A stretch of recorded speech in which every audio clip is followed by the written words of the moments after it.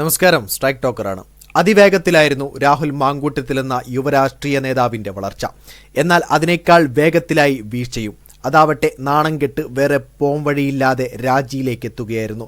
ശരവേഗത്തിലുള്ള വളർച്ചയിൽ താങ്ങും തണലുമായവർ പോലും രാഹുലിനെ രക്ഷിക്കാൻ കഴിയാത്ത നിസ്സഹായരായി. സ്മാർട്ട് ഫോൺ കാലത്ത് ചാറ്റ് രഹസ്യങ്ങൾ കൂടി തെളിവായി പുറത്തുവരാൻ തുടങ്ങിയതോടെ നാണക്കേടിന്റെ ഭാരം ചുമക്കുന്തോറും പാർട്ടിക്കു തന്നെ ബാധ്യതയാകുമെന്ന് നേതാക്കൾ തിരിച്ചറിഞ്ഞ് രാജി ചോദിച്ചു വാങ്ങുകയായിരുന്നു. 3 ആഴ്ച മുമ്പാണ് രാഹുലിനെതിരായ ആരോപണങ്ങൾ സൈബറിടത്തിൽ പ്രചരിച്ചു തുടങ്ങിയത്. അതിന് പിന്നിൽ യൂത്ത് കോൺഗ്രസിൽ തന്നെയുള്ള ചിലരെന്ന ചില കഥകളും പ്രചരിച്ചു. CPM-നും BJP-ക്കുമെതിരെ ഉറച്ച പ്രതിരോധം തീർക്കുന്ന രാഹുൽ ശൈലി ആരോപണം ഉയർന്നു തുടങ്ങിയപ്പോൾ നടത്തിയ വാർത്താ സമ്മേളനത്തിൽ ഉണ്ടായിരുന്നില്ല. ആ ആത്മവിശ്വാസക്കുറവ് തന്നെ സംശയം ജനിപ്പിക്കുന്നതായി.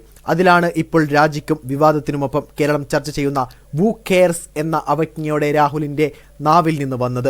ബുധനാഴ്ച തലയുയർത്തി നിന്ന് ഒരു പെൺകുട്ടി ഐ കെയർ എന്ന് രാഹുലിന്റെ പേര് പറഞ്ഞില്ലെങ്കിലും രാഹുലിന്റെ വാക്കുകൾ തന്നെ കടമെടുത്ത് പേര് പറയാതെ പ്രതിയെ ചൂണ്ടി. പിന്നെ സൈബറെടുത്ത് ചാറ്റ് സന്ദേശങ്ങൾ പ്രവരിച്ചു. പലതും ഇന്നോ ഇന്നലെയോ നടന്നതല്ല, വർഷങ്ങൾ പഴക്കമുള്ളതാണ്. ഇത് നേതാക്കൾക്ക് അറിയുമായിരുന്നോ? ഇത്രയും കാലം അവഗണിക്കുകയായിരുന്നോ എന്ന ചോദ്യവും ഉയരുന്നത് ഈ കാലഘട്ടത്തിലാണ്. വെളിപ്പെടുത്തൽ വന്ന് 24 മണിക്കൂർ തികയും മുൻപ് രാജി സംഭവിച്ചിരിക്കുന്നു. കഴിഞ്ഞ നിയമസഭാ തെരഞ്ഞെടുപ്പിൽ ആറന്മുള സീറ്റിലേക്ക് പരിഗണിക്കപ്പെട്ട് അവസാന നിമിഷം സ്ഥാനാർത്ഥിത്വം കിട്ടാതെ വന്ന രാഹുൽ ആ തെരഞ്ഞെടുപ്പ് കാലത്ത് ചാനൽ ചർച്ചകളിൽ കോൺഗ്രസിന്റെ മുഖമായാണ് വളരെ വേഗത്തിൽ പേരെടുത്തത്.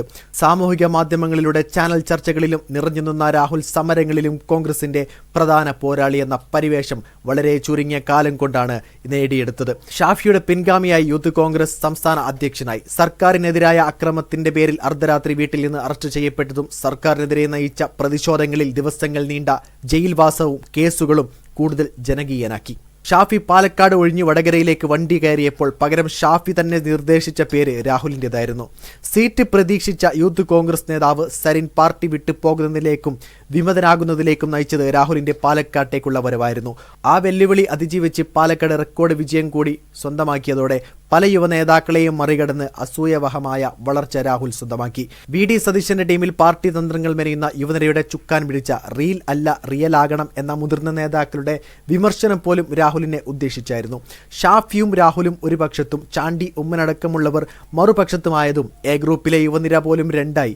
CPM-നും BJP-ക്കുമെതിരെ രൂക്ഷമായ വിമർശനങ്ങളും വാക്കുപോരുകളും പരിഹാസങ്ങളുമാണ് UDF-ന്റെ സൈബറെടുത്ത് രാഹുലിന് ഫാൻ സൃഷ്ടിച്ചത്. രാഷ്ട്രീയ വളർച്ചയ്ക്ക് സാമൂഹിക മാധ്യമങ്ങളിലൂടെയുള്ള രാഹുലിന്റെ ഇടപെടലും വളർച്ചയും നിർണായകമായി. അതേ സാമൂഹിക മാധ്യമങ്ങളിലൂടെയുള്ള വഴിവിട്ട ചാറ്റുകളും ഇപ്പോൾ രാഹുലിന്റെ വീഴ്ചയ്ക്കും കാരണമായിരിക്കുകയാണ്. കഴിഞ്ഞ കുറച്ച് ദിവസങ്ങളായി CPM സൈബറിടങ്ങളിൽ ഉയർന്നു വന്നിരുന്ന ആരോപണമാണ് കഴിഞ്ഞ ദിവസം പ്രത്യക്ഷത്തിലേക്ക് വരുന്നത്. പഞ്ചനക്ഷത്ര ഹോട്ടലുകളിലേക്ക് ക്ഷണിച്ചുവെന്നും അശ്ലീല സന്ദേശങ്ങൾ അയച്ചുവെന്നും ആരോപിച്ച് നടി റിനി ആൻഡ് ജോർജാണ് മാധ്യമങ്ങൾക്ക് മുന്നിലെത്തിയത്. പേര് പറയാതെയായിരുന്നു റിനി ആരോപണം ഉന്നയിച്ചിരുന്നതെങ്കിലും ആ യുവ നേതാവ് രാഹുൽ മാങ്കൂട്ടത്തിലാണെന്ന് കൃത്യവും വ്യക്തവുമായിരുന്നു. ഹൃദയം കീഴടക്കിയ സമര നായകനെന്നായിരുന്നു പ്രതിപക്ഷ നേതാവ് VD സതീശൻ പാലക്കാട് ഉപതെരഞ്ഞെടുപ്പിലെ വിജയത്തിന് പിന്നാലെ രാഹുലിനെ വിശേഷിപ്പിച്ചിരുന്നത്.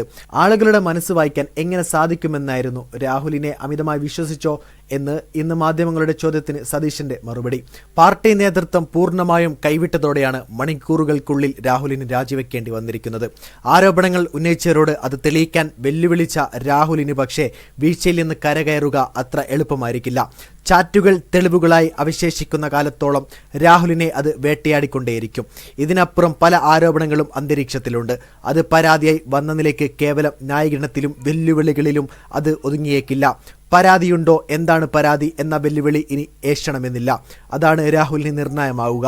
അപ്രതീക്ഷിതമായി കിട്ടിയ പാലക്കാട് സീറ്റിൽ അനുകൂലമായ രാഷ്ട്രീയ സാഹചര്യത്തിൽ റെക്കോർഡ് വിജയം സ്വന്തമാക്കിയ രാഹുലിന് അടുത്ത തെരഞ്ഞെടുപ്പിൽ ഇനി സീറ്റ് പോലും കിട്ടാൻ സാധ്യതയില്ല. കോൺഗ്രസിനെ സംബന്ധിച്ച് തെരഞ്ഞെടുപ്പ് ആയുധമായി അവശേഷിക്കാതെ പാർട്ടി കേസ് എന്ന് ആശ്വസിക്കാം.